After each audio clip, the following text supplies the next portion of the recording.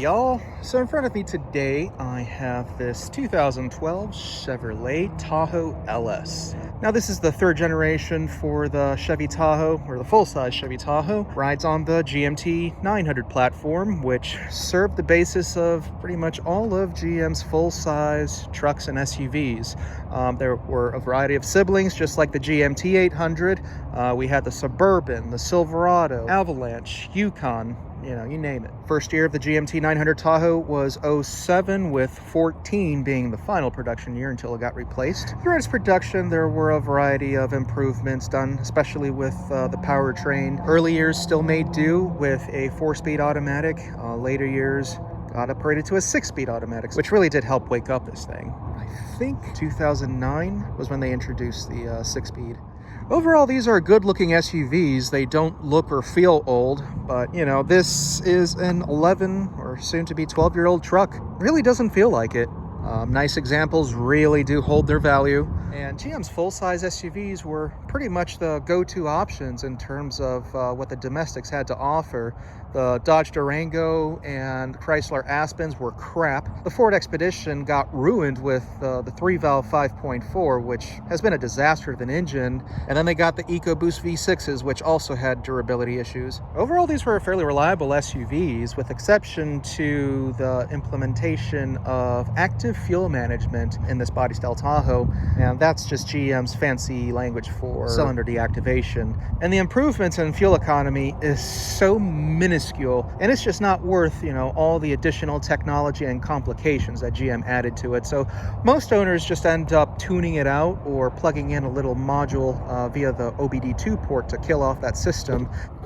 Inside, you know, this is a very good looking interior. Just feels very fresh and open compared to the GMT 800. GM is famous for their lousy interior quality, and the GMT 900 continue that tradition.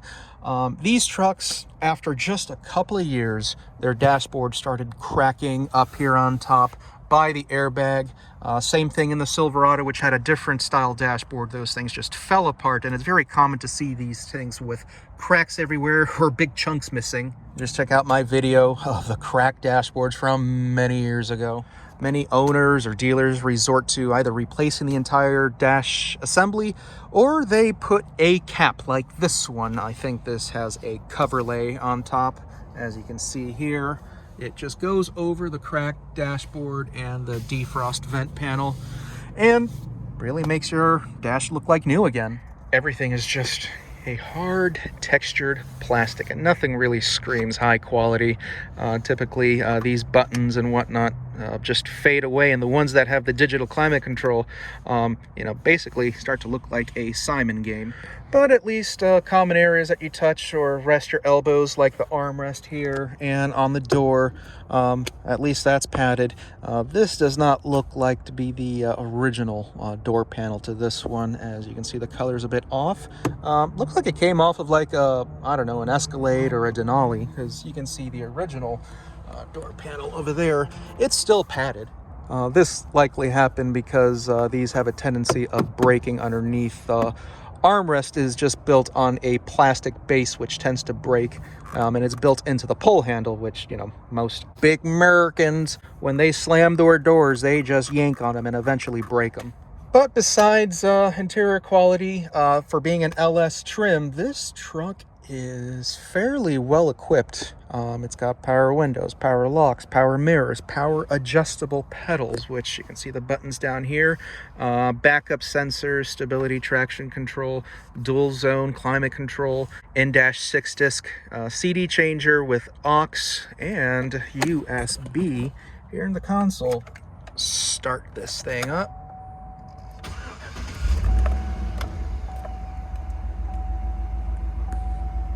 Yeah, I had to start it up because I wanted to show you the backup camera, which is very interesting that for such a base truck, they still implemented the backup camera. Maybe it was just mandatory to make it standard. Materials carry over back here as well. Top of the door panel is slightly padded. Armrest is padded, surprisingly. Typically, when you go into the back seat, the armrest tends to be a hard plastic. But yeah, looking back here, there is sufficient leg room for the second row. I think the Ford Expedition has a lot more leg room. I mean, I did that first gen Navigator and it was just cavernous. But still, it's plenty enough for adults of over 6 feet in height. Seat is adjusted to where I'd have it, and I do not feel cramped at all.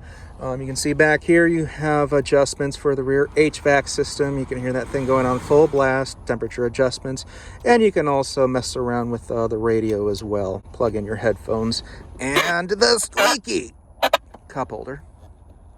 Whoa. To get into the third row, pull this handle and this thing tilts like so, and you have access to the third row, which, let's see how this compares to the first gen Navigator that I did recently. Ooh. Oh wow, I feel like I'm sitting on the floor here. Let's scoot over. Believe it or not, this is worse than that first gen Navigator. So yeah, if you really want to have some decent legroom, consider the Suburban if you care of prioritizing legroom for third row passengers. But for kids, this is fantastic. This is just not meant for adults of my height. But even still, this is a somewhat tolerable place to be if I had to sit here for an hour or so. Although, getting out is a little bit easier than the Navigator, as the floor is a little bit more flat. Look at the cargo area, or the lack of one. You can barely squeeze a couple groceries back here with the third row in place. But in order to make some room without having to resort to removing the seats, is folding them up like so, and you actually have a decent place to store your items. And these seats are not that heavy.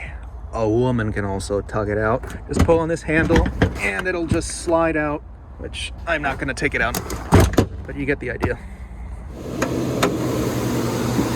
And look at the 5.3 liter V8s. Very good engines. This pumps out healthy 320 horsepower and 335 foot-pounds of torque compared to the 6-speed automatic. So this thing moves, and you'll see that in a moment. Plenty of space to work around this engine.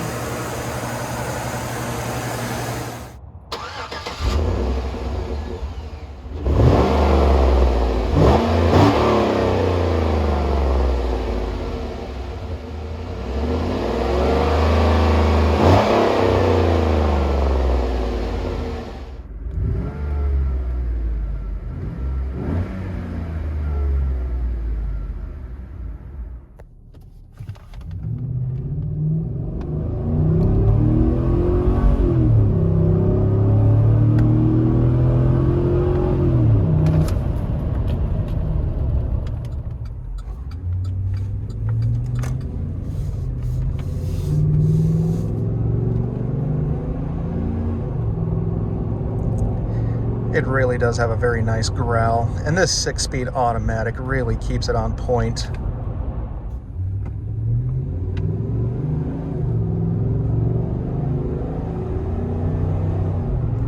In normal day-to-day driving, this thing does not struggle whatsoever, and it should not feel slow to anyone. And when you just want to get going, heard the rear tire kind of peel a little bit, but as you saw, this thing just gets up and goes. Now, in terms of the way it rides, it's a very plush and compliant ride. It does not feel sloppy. If you're used to something like, I don't know, a 2003 and newer Expedition or Nissan Armada or QX56, those have independent rear suspension. Those have a more refined ride to them. This still makes do with a solid, or in other words, live rear axle, just like an old school car. So it just handles more like a truck, but not in a bad way. Steering is nice and direct, if anything too direct. One tiny little nudge and this thing wants to go. So you may end up, doing excessive steering corrections just by how sensitive it is. But it's something you would just get used to and learn how to not overcorrect. But yeah, this is something I could live with. I would definitely invest in putting in that tune or that module to kill off the AFM. Because once those cylinders deactivate and you want to get the power, you're going to notice a slight delay in the power delivery. Those of you who are car enthusiasts, it may annoy the crap out of you, but for someone who doesn't know about cars, it's something that's very easy for them to live with. Now, if this 5.3 isn't enough for you, then, look into the Cadillac Escalade or a Yukon Denali.